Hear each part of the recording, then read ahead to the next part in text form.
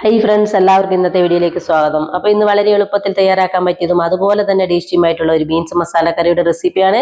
നമുക്ക് നേരെ വീഡിയോയിലേക്ക് പോകാം. അപ്പോൾ അതിന് വേണ്ടിയിട്ട് അല്പം ബീൻസ് വേറെ എടുത്തിട്ടുണ്ട്, നന്നായി കഴുകി ഈ രീതിക്ക് കട്ട് ചെയ്ത് മാറ്റി വെച്ചിട്ടുണ്ട്.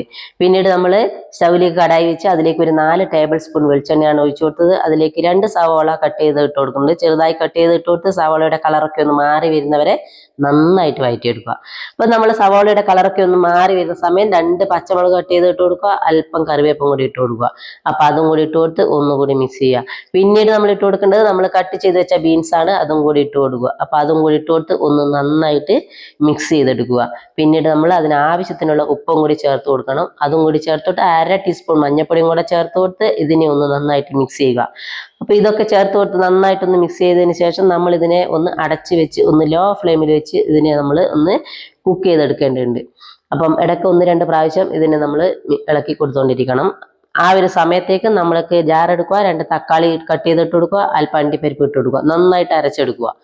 അപ്പം നമ്മളെ ബീൻസ് വരെ ഇവിടെ കുക്കായി വരുന്നുണ്ട്. അതിലേക്ക് അല്പം ഇഞ്ചി വെളുത്തുള്ളി പേസ്റ്റും കൂടി ഇട്ട് കൊടുത്തിട്ടുണ്ട്. അതിൻ്റെ പച്ചമണം ഒന്ന് മാറുന്നവരെ പിന്നീട് ഒന്നുകൂടി വഴറ്റിയെടുക്കുക. അപ്പം അതൊന്ന് വഴണ്ടി വന്ന് നല്ല മണമൊക്കെ വന്ന് വരുന്നുണ്ട്. ആ ഒരു സമയത്തേക്കും നമ്മൾ അരപ്പും കൂടെ അതിലേക്ക് ഒഴിച്ചു കൊടുക്കുക. അപ്പം അരപ്പ് ഒഴിച്ചു കൊടുത്ത് ജാറിലേക്ക് അല്പം വെള്ളം കൂടെ ഒഴിച്ചു കൊടുക്കുക, അതും കൂടെ അതിലേക്ക് ചേർത്ത് കൊടുക്കുക. അപ്പം ഇതെല്ലാവരും ചെയ്തു നോക്കുക. ഇത് ചപ്പാത്തിക്കും പൂരിക്കും ഒക്കെ നല്ല കോമ്പിനേഷനാണ്.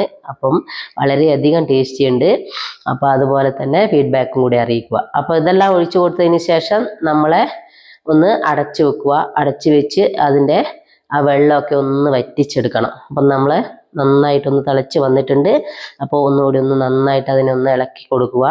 അപ്പോൾ എല്ലാം നന്നായി മിക്സായി വന്ന് അതിൻ്റെ വെള്ളമൊക്കെ ഒന്ന് നന്നായിട്ട് വറ്റി വരുന്നുണ്ട്. അപ്പം ഇതാ ഈ ഒരു സ്റ്റേജ് ആകുമ്പോഴത്തേനും നമ്മൾ അതിലേക്ക് ഇതിന് മസാലകൾ ചേർത്ത് കൊടുക്കേണ്ടതുണ്ട്.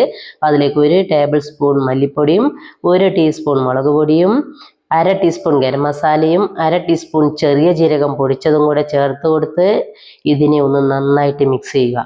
അപ്പോൾ ഈ മസാലയുടെ പച്ചമണമൊക്കെ മാറി ഇതെല്ലാം നമ്മുടെ ബീൻസിലേക്ക് പിടിച്ചു വരുന്നവരെ ഒന്നുകൂടി നന്നായിട്ട് വഴറ്റിക്കൊണ്ടേയിരിക്കുക.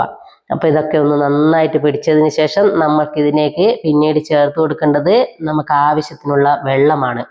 അപ്പം ചൂടുവെള്ളമാണ് ചേർത്ത് കൊടുക്കേണ്ടത്. അപ്പം അതും കൂടി ചേർത്ത് കൊടുക്കുക. അപ്പോൾ ഓരോരാളുടെ ആവശ്യത്തിനനുസരിച്ച് ലൂസ് എത്രത്തോളം വേണമെന്ന് വെച്ചാൽ അതിനനുസരിച്ച് വെള്ളം ചേർത്ത് കൊടുക്കുക. അപ്പം എനിക്ക് ലൂസ് കുറച്ചേ വേണ്ടൂ, ഞാൻ ചപ്പാത്തിക്ക് വേണ്ടി ഉണ്ടാക്കുന്നതാണ്. അപ്പം ഞാൻ അത്രേ വെള്ളം ഒഴിച്ചു കൊടുത്തിട്ടുള്ളൂ. പിന്നീട് നമ്മൾ ഇതിനെ വീണ്ടും അടച്ചു വെക്കുക.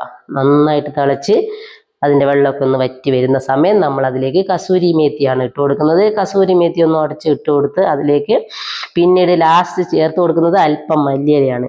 ഇതും കൂടി ചേർത്ത് കൊടുത്താൽ നമ്മളെ കറിയുടെ പണി ഇവിടെ തീർന്നിരിക്കുന്നു. അപ്പോൾ എല്ലാവരും ഒന്ന് ചെയ്തു നോക്കുക, ഫീഡ്ബാക്ക് അറിയിക്കുക. അപ്പോൾ ഒരു കുഞ്ഞു വീഡിയോ ആയിട്ട് നാളെ വരാം.